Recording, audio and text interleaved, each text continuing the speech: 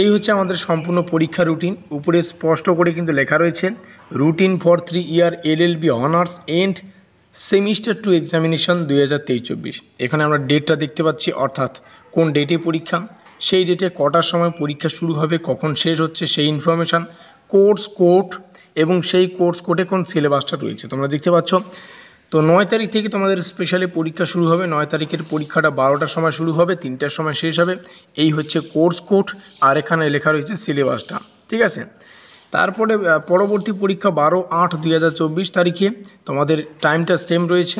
Course code দেখো, এখানে তোমাদের সিলেবাসটা দেখে নাও। তো এইভাবে কিন্তু রুটিনটাকে ডিজাইন করা হয়েছে। তো সম্পূর্ণ রুটিনটা তোমরা দেখতেই পাচ্ছ। তো পরীক্ষার রুটিন প্রকাশিত হয়েছে, এই ইনফরমেশনটা ভিডিও মারফত তোমাদের সামনে উপস্থাপন করলাম।